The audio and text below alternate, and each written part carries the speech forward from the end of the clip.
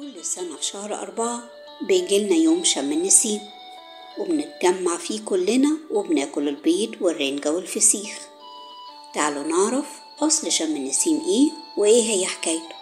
اليوم ده هو أقدم عيد شعبي في مصر، وركز على كلمة شعبي، وده علشان كل المصريين بيحتفلوا باليوم ده من قديم الزمان، من حوالي 4000 سنة.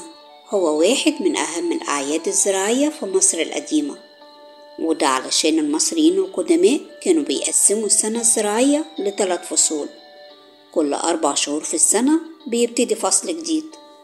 أول فصل من فصول السنة الزراعية هو فصل فيضان، وكان اسمه عند المصريين القدماء أخت، وده بيبتدي من منتصف شهر يونيو لمنتصف شهر أكتوبر. والتاني فصل هو فصل البذور، وده اسمه برد، وكان بيبتدي من منتصف شهر أكتوبر لمنتصف شهر فبراير.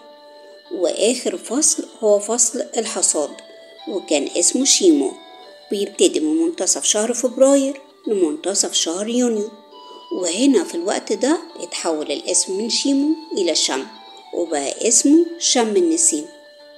بداية الاحتفال بشم النسيم كان من سنة 2700 قبل الميلاد، وده مع نهاية الأسرة الثالثة وبداية الأسرة الرابعة. المصريين القدماء اعتبروا يوم شم النسيم هو يوم بتتجدد فيه الحياة، حتى الطبيعة كان شكلها مختلف. فالمصريين القدماء كانوا بيحتفلوا باليوم ده بأنهم كانوا بيخرجوا للجناين وبيقعدوا بيستمتعوا بالطبيعة، وبياكلوا البيض والرنجة والفسيخ. البيض هنا بيرمز للتجدد، وهو بداية خروج روح جديدة أو كائن حي جديد، وكانوا بيرسموا على البيض أمنياتهم اللي كانوا بيتمنوها.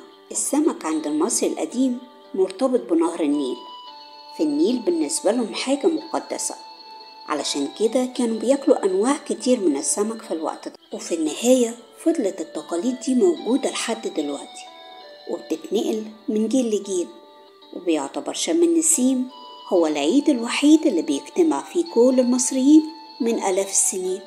كل سنة وكلنا طيبين.